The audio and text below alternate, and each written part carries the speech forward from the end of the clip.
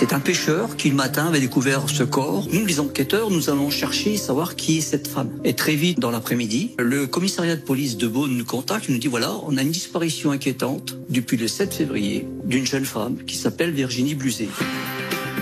Bonjour, de Virginie Bluzet, il ne reste que quelques photos. Le visage parfaitement dessiné d'une jeune femme blonde au regard volontaire, disparue et assassinée à l'hiver 1997 en Bourgogne. Et le souvenir de longues investigations au cours desquelles les enquêteurs ont souvent eu le sentiment qu'ils touchaient à la vérité avant que celle-ci leur glisse systématiquement entre les doigts. Cette nuit-là, Virginie est très certainement montée dans une voiture, mais avec qui? Un caïd local qui tournait autour d'elle et se présentait comme son petit ami, un tueur en série nommé Michel Fourniret qui connaissait bien le coin, ou encore Pascal Jardin, un autre prédateur qui venait de violer et de tuer une autre jeune femme à seulement quelques kilomètres de là. La justice a fini par se perdre dans ce jeu d'ombre, de mensonges et de non-dits, même si le papa de Virginie, lui, n'a jamais cessé de se battre pour que le dossier reste ouvert. 26 ans après, le dossier entre au pôle des cold cases à Nanterre, s'approche-t-on de la fin d'un secret que certains semblent connaître depuis si longtemps? Question posée aujourd'hui à nos invités. Jean-Alphonse Richard sur RTL. L'heure du crime. Dans l'heure du crime aujourd'hui, le meurtre non résolu de Virginie Bluzet. À l'hiver 1997, cette jeune femme, 21 ans, quitte le domicile familial à Beaune pour rejoindre des amis. Elle va brutalement disparaître. Samedi 1er mars 1997, le journal Le Bien Public publie un avis de recherche concernant la disparition d'une habitante de Beaune. Virginie Bluzet, 21 ans, 1m55 pour 45 kilos, cheveux blonds et yeux bleus, elle pourrait être vêtue d'une veste en jean et d'un débardeur blanc. Une photo récente sur laquelle la jeune femme porte des boucles d'oreilles est jointe à l'avis. Virginie a alors disparu depuis 3 semaines. Ses parents, Michel et Nicole Bluzet, à la tête d'une famille nombreuse, 11 enfants au total, n'ont pas signalé immédiatement sa disparition. Virginie est une fille libre qui sort beaucoup. Elle a arrêté l'école à 16 ans et enchaîne les petits boulots dans des commerces ou au restaurant de l'aire d'autoroute Beaune-Tailly, toute proche. La disparition remonte en fait à 3 semaines, au vendredi 7 février. Exactement, ce soir-là, à 21h15, Virginie Bluzet, que tous ses amis surnomment Pépette, a quitté vers 21h15 le domicile familial de l'avenue du Maréchal Delattre de Tassigny. Elle est partie à pied, 1,5 km de marche jusqu'à la place Madeleine pour retrouver des amis dans un bar où elle a ses habitudes. Les enquêteurs ont confirmation que ce 7 février au soir, Virginie Bluzet a été vue dans 2 cafés proches du centre-ville, l'Union et le 33. L'un des serveurs, qui la connaît bien, la décrit comme un petit bout de chou, sympathique, toujours souriante. Elle venait pratiquement tous les soirs, vers 18h30, 19h, confirme l'employé. Ce soir-là, il n'a pas vraiment fait attention aux allées et venues de Virginie, il n'a pas noté si elle était accompagnée ou pas. On n'a pas vu quand et avec qui elle est sortie, précise le témoin. Les policiers établissent toutefois qu'autour de 22h30, Virginie s'est rendue rue de Lorraine pour y retrouver sa meilleure amie Aquila, qui l'accompagne dans toutes ses sorties. Elle n'était pas là. Elle a ensuite frappé à la porte d'une de ses connaissances, Pascal D, pour savoir si Aquila était là. L'homme donne aux enquêteurs un détail intrigant. Selon lui, Virginie est repartie en montant dans une voiture, une Renault 19 ou 21, de couleur grise ou bleu métallisé. Vers 23h, 23h30, la jeune femme est passée chez la sœur d'Aquila, Naïma. Elle a sonné à l'interphone en disant qu'elle était avec un homme. Un pigeon, a-t-elle dit, et elle demandait où était Aquila. Par la suite, plus aucune trace de Virginie. Les Bluzet, désespérés, vont consulter des voyants, des magnétiseurs, sans résultat. Lundi 17 mars, 1 mois et 10 jours après la disparition, un homme qui se promène avec son chien le long des rives de la Saône, dans le hameau du Petit Chauvor, à une vingtaine de kilomètres de Beaune, tombe sur un corps en décomposition. C'est celui de Virginie Bluzet. Le fleuve en décrue a rejeté sur la berge la dépouille de la jeune femme à demi dévêtue. Elle a été bâillonnée avec un morceau de tissu blanc qui provient d'une taie d'oreiller. Ses poignets sont attachés dans le dos par des menottes qu'on trouve facilement dans le commerce. Les légistes sont incapables de révéler les causes du décès et dire si la victime a subi des violences sexuelles. Elle pourrait avoir été jetée entravée dans la Saône, mais il y a trop peu d'eau dans les poumons pour certifier qu'il qu'il s'agit d'une noyade. Elle était sans doute morte quand on s'est débarrassé d'elle. On distingue un hématome en plein milieu du front, résultat d'un coup porté sans doute par une grosse bague de type chevalière. Le corps de Virginie Bluzet, retrouvé donc presque un mois et demi après la disparition, une autopsie qui hélas ne semble pas apporter d'éléments significatifs pour éclairer les enquêteurs. Seule certitude, la jeune femme a été attaquée, elle a subi des violences, sans doute un viol, et elle est vraisemblablement morte sous les coups. C'est un homicide, ça il n'y a aucun doute là-dessus. On va voir dans la suite de l'émission qu'un suspect va s'imposer et faire beaucoup parler de lui. Pour l'instant, on rejoint l'un de nos premiers invités dans cette heure du crime, c'est Thomas Juchor. Bonjour Thomas. Bonjour. Merci infiniment d'être avec nous au téléphone de l'heure du crime. Vous êtes journaliste au journal de Saône-et-Loire. Vous avez beaucoup travaillé sur cette affaire parce que vous êtes l'auteur récemment d'une longue enquête qui est disponible sur le site de votre journal, jsl.com.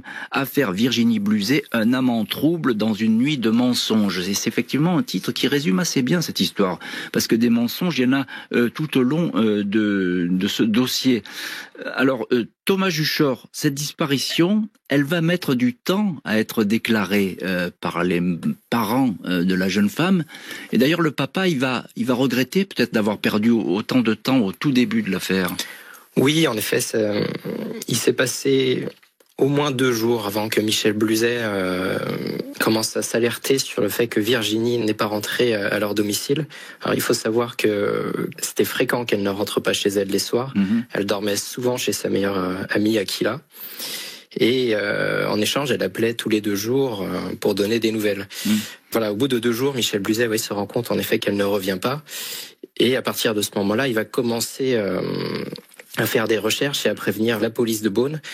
Donc on peut dire que l'enquête pour la disparition de Virginie, oui, elle ne commence qu'au bout de quelques jours. C'est ça. Et puis dans la presse, on aura un appel à témoins qui ne sera publié que 3 semaines plus tard. Ouais. Et effectivement, ce papa, il s'inquiète pas parce qu'effectivement, vous l'avez dit, Thomas Juchor, cette jeune femme, elle est libre, elle sort souvent, mais elle rentre toujours 3-4 jours après.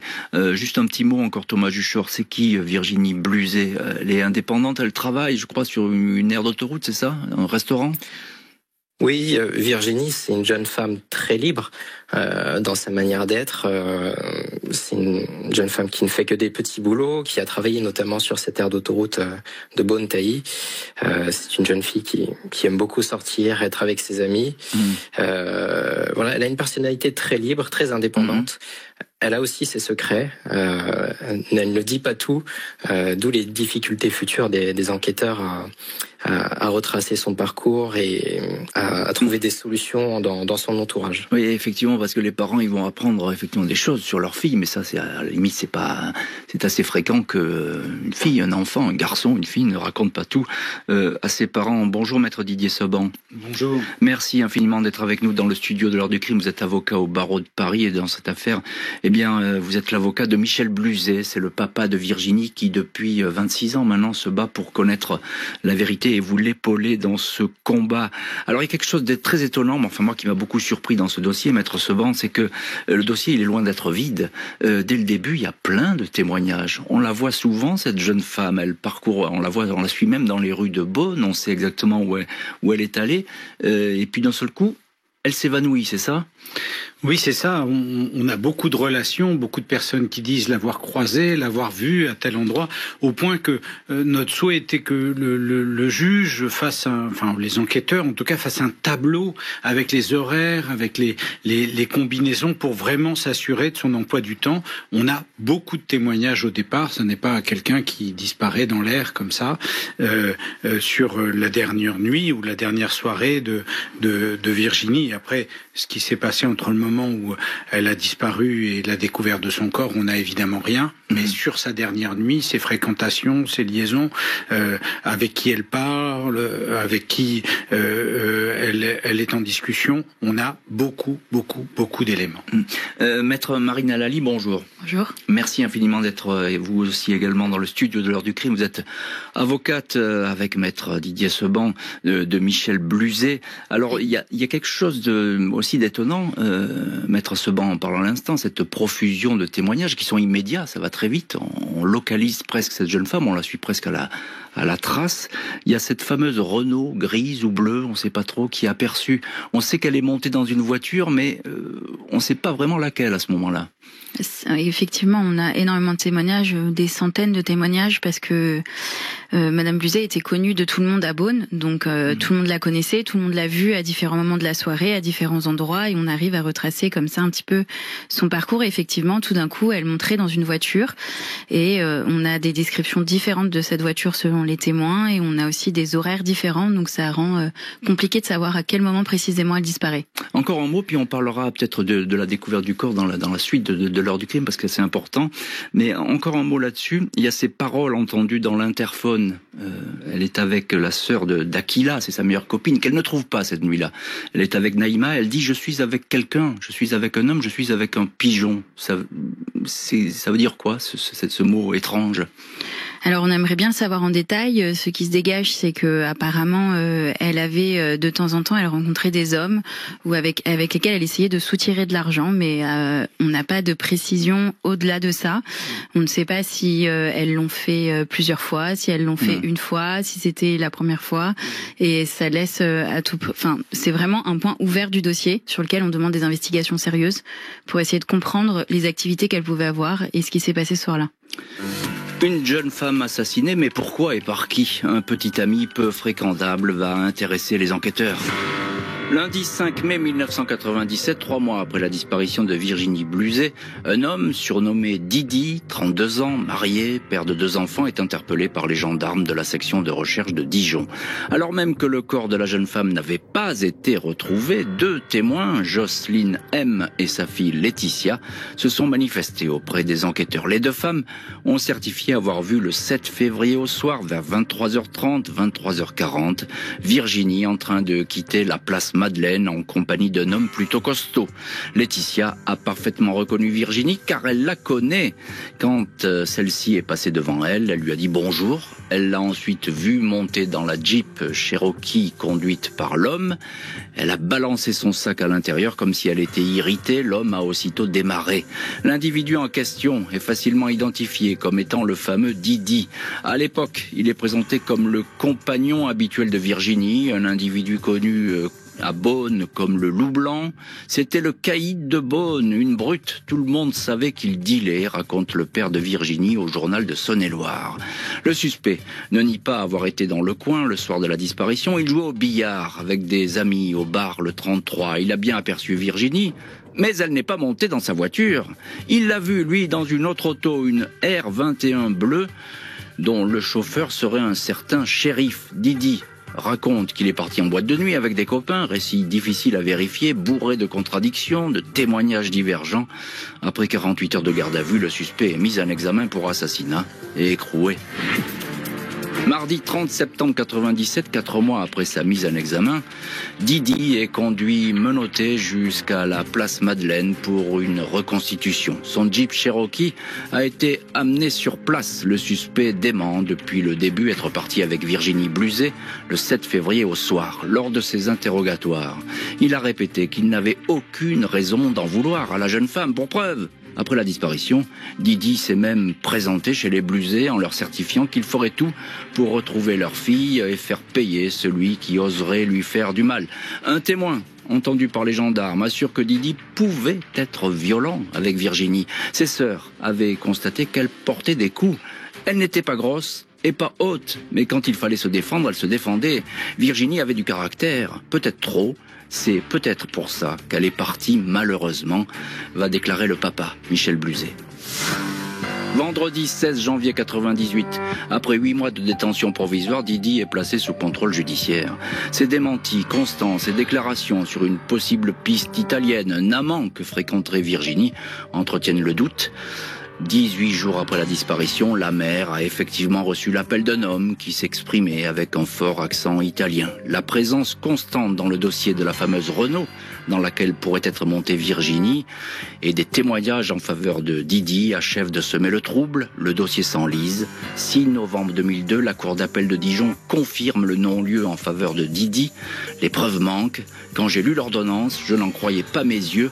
Je me suis tourné vers le juge et je lui ai dit « Ce n'est pas possible », dira le major de gendarmerie Claude Jeanguenin, qui menait alors l'enquête. Des gendarmes, mais aussi la famille Bluzet qui avait la certitude que ce suspect était le bon, mais ce n'est pas le cas, non-lieu pour cet homme. D'autres pistes vont devoir être creusées, on va en parler dans la suite de l'heure du crime. Avec nous dans le studio RTL de l'heure du crime, maître Didier Seban, avocat de Michel Bluzet, le papa de Virginie Bluzet. Maître Seban, je voudrais qu'on revienne juste sur la découverte du corps de Virginie Bluzet. Qu'est-ce qu'elle apporte, cette autopsie, qui a l'air assez sommaire? On ne sait pas trop de quoi est morte cette jeune femme, en fait. On ne sait pas, c'est plus d'un mois après, presque un mois et demi qu'on retrouve le corps de Virginie, évidemment dans l'eau, dans un état de décomposition avancé, parce que évidemment la mort remonte à longtemps. Alors on ne sait pas la dater. Est-ce que c'est du jour de sa disparition ou est-ce que c'est postérieur à sa disparition? A-t-elle été séquestrée? Elle a effectivement été bâillonnée. Elle est menottée aussi. Elle est menottée, bâillonnée avec une thé d'oreiller. On note, comme vous l'avez dit, des traces de violence. Maintenant, les constatations sont malgré tout limitées. C'est des autopsies comme on en faisait à l'époque, ouais. Où on ne pousse pas les investigations au maximum, alors qu'un corps, normalement, même dans cet état, ça peut parler, ça peut dire des choses. Voilà ce qu'on peut dire. On peut penser, à l'époque, on considère qu'elle n'a pas été noyée, qu'elle a été jetée morte dans la Saône. Et ce qu'on peut dire, c'est que cette piste que vous avez décrite de ce Didi, son petit copain de l'époque, était malgré tout une piste très sérieuse, puisque des témoins l'ont vu monter avant sa disparition dans le véhicule de cet homme. C'est une piste qui a été beaucoup fouillée. Il reste des doutes. Le papa est convaincu de sa culpabilité.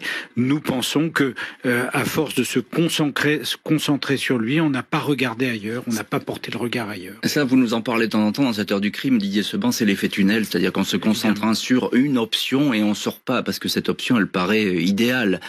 Thomas Juchor, on vous retrouve, journaliste au journal de Saône-et-Loire et auteur d'une longue enquête dans votre journal sur cette affaire Virginie Bluzet, enquête qu'il faut lire parce qu'il y a beaucoup de choses dans votre article.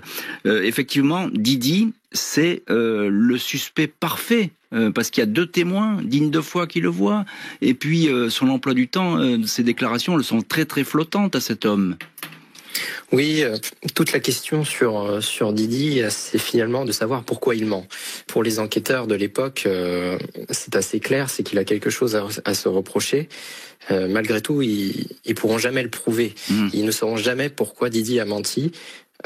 S'il a bien menti. Mais ce qui est sûr, c'est ce qui fait de lui le suspect, c'est le témoignage des 2 femmes avant tout. C'est un témoignage qu'elles ont donné à plusieurs reprises, qu'elles ont confirmé à plusieurs reprises, notamment lors de leur reconstitution. Pour les enquêteurs, c'est les seuls témoins qui le voient, sont formels, qui sont fiables. Et donc, à partir de là, oui, Didi devient le suspect numéro 1. D'autant qu'il y a d'autres éléments qui viennent étayer cette hypothèse. On en a parlé des violences dont il pouvait faire preuve envers Virginie, notamment. Et puis son emploi du temps, en effet, qui est très trouble. On a beaucoup de témoignages, ça va un petit peu dans tous les sens. Et on n'arrive pas vraiment à savoir ce qui s'est passé après ce départ de la place Madeleine, après ce départ des bars. Donc ça fait de Didi le suspect numéro 1 dans un premier temps. Et voilà, aujourd'hui, on reste encore avec des doutes.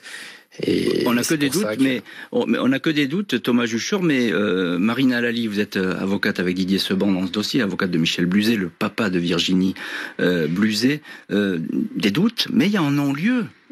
Pourquoi en non-lieu? Parce que qui est assez rapide d'ailleurs, qui arrive parce qu'il n'y a pas assez d'éléments pour incriminer cet homme, c'est ça? Oui, c'est ça. Didi paraît le coupable idéal dans un premier temps. Bon, c'est le petit copain, c'est pas étonnant qu'on s'intéresse beaucoup à lui. Il est connu un peu comme être le caïd du coin, mais il finalement, a pas très bonne réputation. Hein. Il a pas bonne réputation, exactement.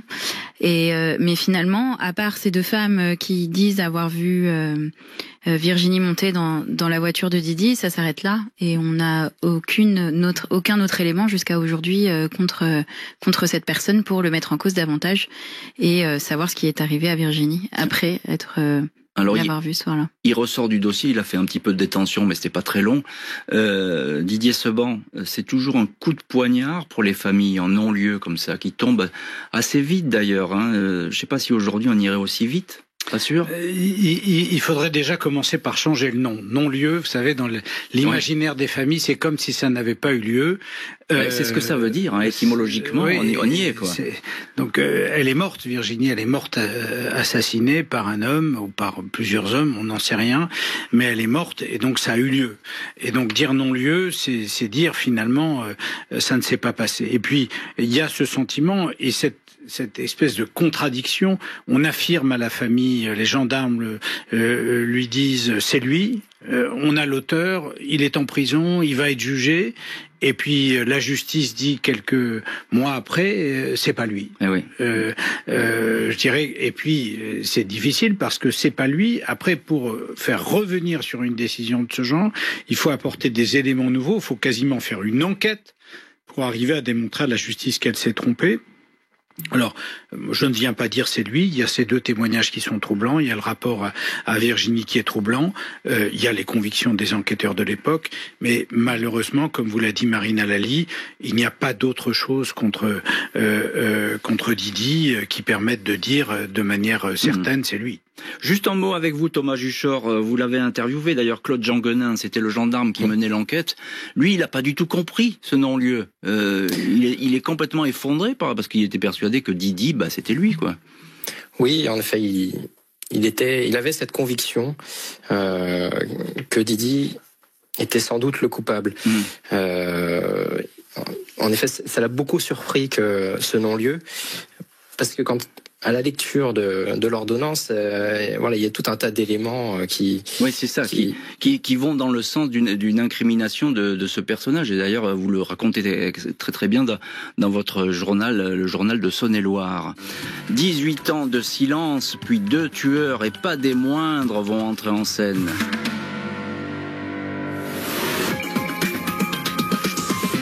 Pourquoi il aurait tué Virginie Bluzet? Alors, moi, je peux comprendre que la famille cherche absolument qui a tué Virginie Bluzet. N'importe qui peut le comprendre. Maintenant, il n'y a pas de mobile chez notre client. Il n'y a pas de raison. Mercredi 16 décembre 2020, alors que le dossier allait être refermé, la Cour d'appel de Dijon ordonne de nouvelles investigations dans l'affaire Virginie Bluzet.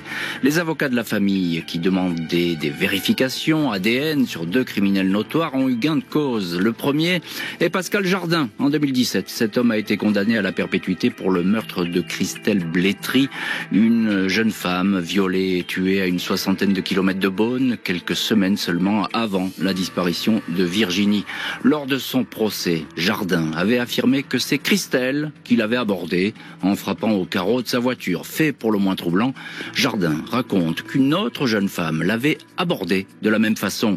Il livre un prénom, une certaine Virginie. On n'a pas écarté la présence possible de Pascal Jardin sur les lieux du crime de Virginie Bluzet, c'est donc une hypothèse qui reste ouverte, indique alors maître Didier Seban. L'avocat note encore que le restaurant de l'aire Bonne-Tailly où travaillait la victime était livré en surgelé par une entreprise qui emploie Pascal Jardin, lequel aurait pu alors y croiser Virginie. Le deuxième suspect qui fait l'objet de vérification de la part de la PJ de Dijon n'est autre que Michel Fourniret, 54 ans au moment de la disparition de Virginie Bluzet. Impossible de savoir si l'ogre des Ardennes se trouvait dans cette région à cette époque, même si maître Seban n'exclut pas dans le dossier Bluzet un crime à caractère sexuel qui ressemblerait à du Fourniret, très semblable par exemple à celui de Johanna Parish, jeune anglaise retrouvée nue dans une rivière en Bourgogne. De longues analyses ADN sont conduites dans la camionnette marionnette du tueur jusqu'en juin 2023, mais aucune trace génétique de Virginie Bluzet. Et dans cette heure du crime, on vous retrouve justement, Maître Didier Seban, vous êtes l'un de nos invités, vous défendez avec Maître Marine Halali la famille de Virginie Bluzet dans ce dossier. Alors il y a deux pistes qui apparaissent et qu'on a peut-être trop longtemps négligées. Vous nous parlez tout à l'heure de l'effet tunnel, on s'est focalisé sur le petit ami. Deux pistes, la première, j'ai envie de dire, c'est Pascal Jardin, qui a déjà tué. Elle est particulièrement intéressante, cette piste. Oui, vous savez, on a eu une série de meurtres en Saône-et-Loire qui a abouti à la création de l'association Christelle. L'association Christelle, c'est une association qui regroupe des familles de jeunes femmes assassinées en Saône-et-Loire. Avec la maman de Christelle. Avec la maman de Christelle, oui. Donc il y a eu Nathalie Maire, Sylvie Aubert, Vanessa Thiellon, ou encore une autre affaire qui a été jugée, Anne-Sophie Girolet. Et ce qui nous frappe dans cette affaire, d'abord, c'est qu'on retrouve le corps de Virginie dans la Saône. Il y a plusieurs affaires où on retrouve les corps de jeunes femmes dans la Saône, qu'on la retrouve avec des menottes. Ça n'est pas courant malgré tout l'utilisation de ces menottes. On l'a vu par exemple dans le cas de Michel Fourniret, ces menottes. Qu'on la retrouve aussi avec ce lien qui l'empêche de parler, cette thé d'oreiller. Enfin, une série d'éléments qui nous font penser aux autres meurtres de Saône-et-Loire et qui nous font dire que les enquêteurs à l'époque s'intéressent à la proximité de la victime, mais ne s'intéressent pas à un tueur de passage ou un tueur qui peut résider. Et donc on réinterroge qui peut résider un temps dans le coin. Et donc on réinterroge ces affaires et c'est vrai que Pascal Jardin, pour nous, enfin tous les experts qui l'ont vu ont dit de lui qu'il avait le profil d'un tueur en série. Il voyageait beaucoup, il était verpé. Il voyageait le soir. Il a abordé Christelle qui est rentrée chez elle, donc ça aurait pu être parfaitement le cas de Virginie.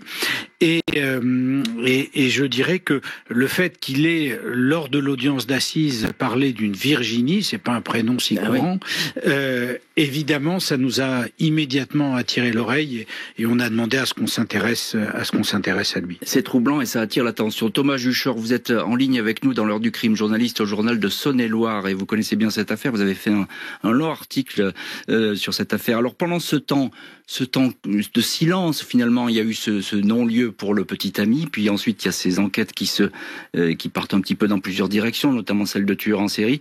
Le papa, lui, il a jamais baissé les bras, hein, le papa de Virginie. À l'annonce du non-lieu, il était quand même découragé. Hein. Il n'avait plus l'envie de se battre. Il a perdu sa femme dans le même temps. Son épouse morte de chagrin, à peu près. Oui, en quelque sorte, oui. Ouais.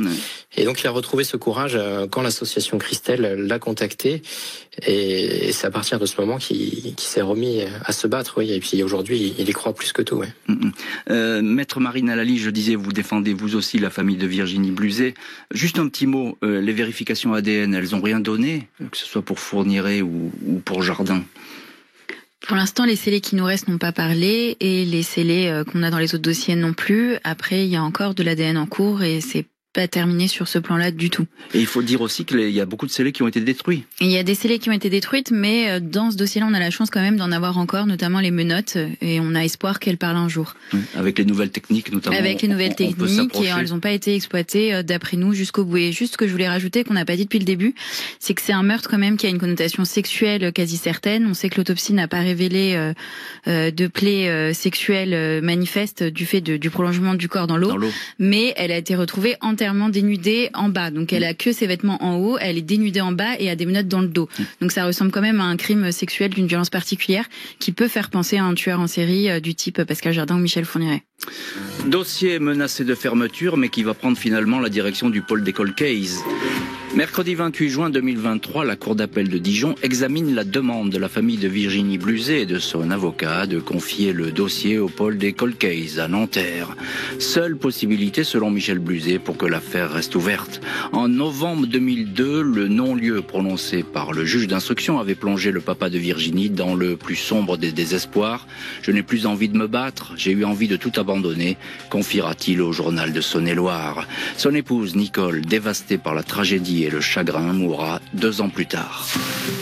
Mercredi 13 septembre 2023, 26 ans après la mort de Virginie Bluzet, les juges de Dijon autorisent le transfert du dossier Bluzet au pôle des cold cases. Celui-ci ne sera donc plus refermé. Il va bénéficier d'une nouvelle lecture. Depuis le temps qu'on attendait ça, je suis content, même si je sais que ça va être long encore, réagit alors Michel Bluzet.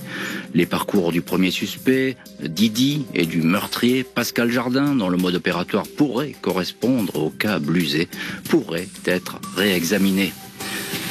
Et pour l'instant, on n'en est pas là parce qu'au pôle judiciaire des cold cases, on vient tout juste de recevoir le dossier Bluzet. Il faut du temps pour que la machine judiciaire se mette en place. Maître Didier Seban, avocat au barreau de Paris, et dans cette affaire, vous défendez la famille de Virginie Bluzet avec Maître Marine Alali, qui est également l'une de nos invités aujourd'hui dans le studio de l'heure du crime. C'est assez long, hein, la mise en route. Alors, on est très heureux que le pôle des cold cases soit là pour reprendre ces dossiers qui autrefois étaient complètement abandonnés, mais c'est pas encore chose faite. Virginie Bluzet, on n'a pas encore fait d'acte là-dessus. Non, c'est vrai que c'était des dossiers qui étaient en bas de l'armoire de chez un juge qui n'avait pas le temps de s'en occuper à Châlons, ou en tout cas qui ne prenait pas le temps de le faire. Maintenant, c'est un des 30 dossiers d'une juge d'instruction totalement dédiée au cold case. Ça change évidemment le regard. Il lui faut du temps pour le renumériser, pour le retravailler, pour le lire, pour décider d'orientation d'enquête. Nous allons l'aider, nous l'avons aidé d'ores et déjà en faisant une demande notamment de travail sur les scellés ou de travail sur les pistes de tueurs en série. Je crois que on est sur la bonne voie de retravailler ces dossiers-là en les mettant en perspective avec d'autres affaires criminelles en France. Notre inquiétude, c'est que c'est peut-être un des derniers dossiers acceptés par le pôle. On y reviendra. Oui, parce qu'ils sont pas assez nombreux, tout simplement. Les magistrats, ils sont 3, c'est ça, hein, Maître Marine Alali. Oui, il y a 3 juges d'instruction. Il y a que 3 juges d'instruction et ce dossier est un des derniers arrivés au pôle et pour l'instant peut-être le dernier pour un certain temps, puisque les juges n'acceptent plus de nouveaux dossiers, leur charge de travail étant suffisante et déjà très importante. Donc ce dossier est en cours de relecture maintenant au pôle. On en est très heureux pour ce dossier et évidemment on ne peut pas oublier les autres dans ces moments-là. Bien sûr. Et on attend. Ça, ce qui serait bien, c'est qu'il y ait un 4e juge d'instruction. Effectivement, je crois que la demande vous l'avez faite auprès du garde des Sceaux. Le garde des Sceaux nous l'avait promis. Il nous avait promis un 4e. Il n'est pas arrivé. Le garde des Sceaux nous écoute et il faut absolument un 4e juge à ce pôle judiciaire. Vous y êtes engagé. Il faut nommer un 4e juge au pôle des cold cases. Thomas Juchor, vous êtes journaliste au Journal de Saône-et-Loire et vous connaissez bien cette affaire. Je voudrais que vous nous disiez un mot des enquêteurs de l'époque. Ils ont tout fait. Là, vous parliez de ce gendarme dans votre article, vous le citez longtemps, vous l'avez rencontré. Aujourd'hui encore, il a la mémoire complète et détaillée de l'affaire. Oui, il se souvient assez bien en effet de l'affaire. Est-ce qu'ils ont tout fait à l'époque? Ils ont fait le maximum, en tout cas de son point de vue. Après, il le dit, hein, s'ils n'ont pas réussi à trouver la vérité, c'est qu'il leur a manqué quelque chose. Et évidemment, l'affaire n'est pas résolue, donc c'est qu'il manque quelque chose. Et notamment, on parlait tout à l'heure des pigeons, on ne sait pas trop ce qu'il en est. Oui. Par exemple, c'est un point, à l'époque, je ne suis pas sûr qu'ils aient beaucoup investigué là-dessus. Oui. Qu'est-ce qu'il vous dit, vous, ce gendarme? Selon lui, qu'est-ce qu'on a raté? Quelles pistes doivent être à nouveau creusées? La piste du petit ami qui devrait être réinterrogée, c'est ça? S'il le savait, ouais. Mais il ne le sait pas. Sur le petit ami, pour lui, il faudrait reprendre tout l'entourage. Il faudrait réinterroger tout le monde pour avoir une chance de trouver quelque chose. Et s'il y a quelque chose à trouver sur ce petit ami. Le dossier est sauvé, il est au pôle cold case. Un indice finira-t-il par parler? L'heure du crime, présentée par Jean-Alphonse Richard sur RTL. L'affaire Virginie Bluzet est le 5e dossier des crimes inexpliqués de Saône-et-Loire à être transmis au pôle des cold cases après les cas de Sylvie Aubert, Nathalie Maire, Carole Solticiac et Vanessa Thiellon. L'occasion pour l'avocat Didier Seban de demander que de nouveaux moyens soient déployés pour aider à la résolution de ces mystères. Michel Bluzet, 75 ans, garde toujours l'espoir de savoir qui a tué sa fille Virginie. Peut-être qu'ils vont trouver la faille. Pour cela, il faudra sans doute que quelqu'un parle. On n'a toujours pas arrêté le vrai assassin. Et donc moi maintenant ça commence à devenir long parce que mon épouse est décédée. Moi je veux bien savoir la vérité envers mon épouse. J'ai tout le temps dit que je me battrais jusqu'au bout. Mais heureusement qu'il y a l'association pour bien se battre déjà avec eux, que tout seul, ça n'aurait pas été facile pour moi. La voix de Michel Bluzet, c'est évidemment le papa de Virginie. C'était dans l'émission Au bout de l'enquête sur France 2. On retrouve l'un de nos invités dans cette heure du crime, c'est maître Didier Seban, avocat de la famille de Virginie Bluzet, avec maître Marine Alali, qui est également dans le studio aujourd'hui de RTL. Maître Didier Seban, dans le cas Bluzet, alors c'est paradoxal cette histoire, parce que je reviens sur ce qu'on disait au début, mais on a beaucoup de choses, mais on ne sait rien. Oui. Preuve que le dossier peut être encore vivant et réveillé. Oui, on a beaucoup d'éléments, beaucoup de témoignages un peu contradictoires sur l'emploi du temps de Virginie, mais évidemment, on n'a pas ce moment où tout va basculer, les éléments sur le crime, son organisation, les éléments sur l'auteur. Donc au fond, on sait presque toute sa dernière soirée, sauf le moment de sa disparition, presque toutes ses fréquentations, pas forcément tout, et on ne sait pas à quel moment les choses ont pu se jouer, qui l'a enlevé, qui a pu la violenter de cette manière-là, cette scène horrible qui aboutit à cette découverte dans la rivière. Au fond, tous les dossiers de Saône-et-Loire, 2 ont été résolus, ce que vous citiez. Il en reste 5 qui ont tous été transmis au pôle Cold Case. Il y a sûrement quelque part un secret ou plusieurs secrets en Saône-et-Loire qui vont nous permettre de découvrir la vérité. On en est convaincu en s'y consacrant. Je peux vous dire qu'il y a des enquêteurs maintenant de la section de recherche de Dijon qui sont dédiés à cette affaire, ceux qui ont élucidé l'affaire Estelle Mouzin, donc des enquêteurs impliqués, sérieux, engagés. Moi, je crois vraiment qu'on doit pouvoir trouver la vérité. J'ai promis à Michel, j'ai promis aux frères et sœurs de Virginie qu'on leur donnerait la vérité. Je pense que là, les moyens sont mis et que sur à la fois les aspects de police scientifique, mais aussi d'interrogatoire. Il faut aussi s'interroger sur ce que sont devenus, ce qui est devenu Didi. Est-ce qu'il a été impliqué dans d'autres affaires? Ce que sont devenus les auteurs potentiels, le parcours des uns et des autres. Le parcours criminel. Mais ça, c'est très important et je suis heureux de vous entendre dire qu'on va trouver et que vous avez cet optimisme. C'est pas toujours le cas avec vous, maître Seban. C'est pour ça que je le dis. Là, il y a une espèce d'impulsion comme ça qui est optimiste et c'est très bien. Thomas Juchor, on vous retrouve journaliste au Journal de Saône-et-Loire. Lors de votre enquête sur cette affaire, enquête des années après évidemment, et vous avez recueilli beaucoup de témoignages, j'ai envie de vous dire, qu'est-ce qui se dit sur place? On pense à quoi? Quelles sont les pistes qui ont émergé? C'est difficile à dire. Il y a 27 ans après,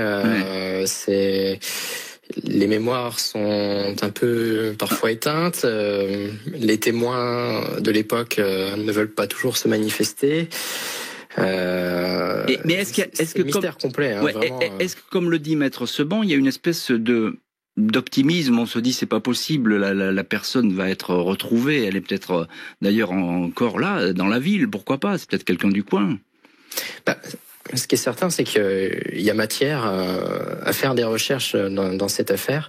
On parlait tout à l'heure de la connotation sexuelle du meurtre.